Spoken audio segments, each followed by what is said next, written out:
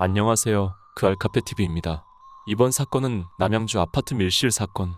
침입과 탈출 방법조차 전혀 밝혀지지 않은 노부부의 희대의 미제 사건에 대해 알아봅시다. 밀실 사건.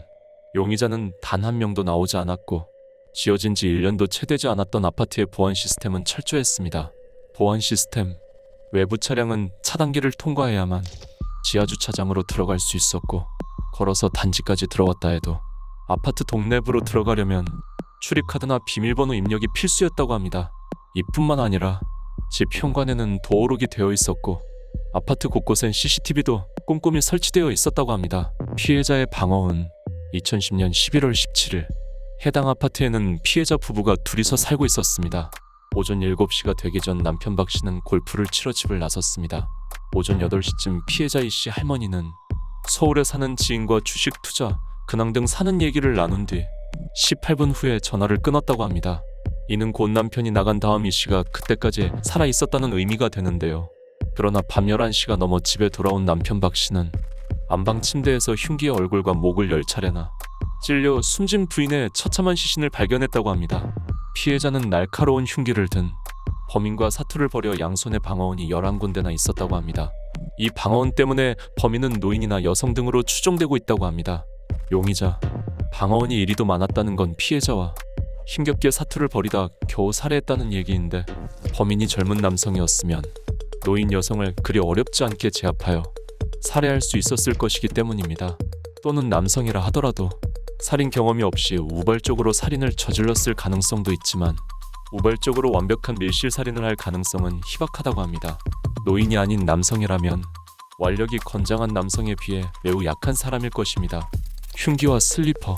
범인이 사용한 흉기를 피해자의 집에서 사용하던 부엌칼로 확인했으며 집 안에 범인이 남긴 발자국은 이 집 화장실에서 사용하는 슬리퍼 자국이었습니다. 슬리퍼는 발바닥에 혈흔이 묻은 채 원래 있던 화장실에 놓여 있었습니다.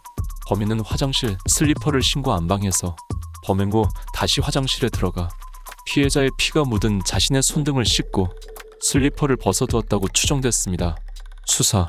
노부부는 수십억 대 재산을 가지고 있던 부유층이었지만 생전에 원한을 살 일도 하지 않았으며 사라진 물건은 없었고 성범죄도 아니었기 때문에 오히려 고가의 명품 시계가 침대 위에 고스란히 남겨져 강도 사건을 고의로 연출한 듯 보이기까지 했습니다.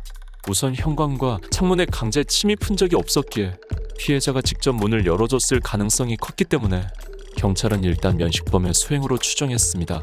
입주가 시작된 지 1년도 채 안 된 아파트여서 CCTV도 최신형이었던 만큼 영상자료 등으로 아파트를 드나든 사람들을 일일이 대조하면 용의자 확인은 시간 문제라고 경찰은 확신했습니다. 아무도 없다.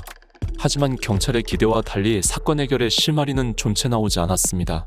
피해자의 집에는 최신 보안장치 월패드가 설치되어 있어 손님이 초인종을 누르면 바깥 카메라에 상대방의 모습이 자동으로 찍히는 구조였습니다. 하지만 조사 결과 사건 당일 초인종을 누른 사람은 없었고 카드나 비밀번호를 사용할 때 자동으로 저장되는 로그 기록을 삭제한 흔적도 없었습니다. 혹시 범인이 집 안에 미리 들어와서 숨어있지 않았을까 싶어 사건 일주일 전 CCTV까지 샅샅이 뒤졌지만 의심할 만한 장면은 찍혀있지 않았습니다. 사건을 맡은 경찰 관계자는 사건 당일 현관 카메라 사각지대에서 노크를 한 뒤 피해자가 문을 열 때까지 기다렸다 집으로 들어갔다는 추측밖에 할 수 없는 상황이라고 설명했습니다. 또한 범인은 살인을 저지르기 전에 무조건 계단이나 엘리베이터를 사용해야 했을 텐데 이 두 장소를 비추는 CCTV에는 아무런 수상한 점이 포착되지 않았다고 합니다. 범인이 아직 입주가 안 된 빈집 창문으로 침입해 계단을 이용했거나 15층 아파트 옥상에서부터 내려왔다는 가정도 해봤으나 안에서 창문이 잠겨 있었던 점, 외벽을 통해 침입했다면 외벽 먼지 등으로 흔적이 나오기 마련인데 외벽에서 침입했다는 그 어떤 흔적도 발견되지 않았다는 점을 고려하여 결국 이러한 방식으로 침입한 것도 아니라고 결론 났습니다. 남편.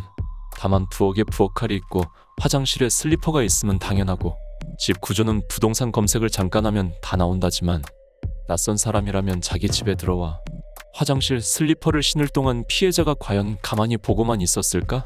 한 커뮤니티에서는 꾸준히 남편이 범인이라는 주장이 나오고 있으나 남편의 알리바이는 모두 입증이 됐고 경찰 역시 남편에게 혐의가 없다고 결론을 내렸기에 남편이 범인이라는 주장은 구체적 증거가 없는 뇌피셜에 머무를 수밖에 없다고 합니다. 이상 남양주 아파트 밀실 살인 사건에 대해 알아봤습니다. 시청해주셔서 감사합니다.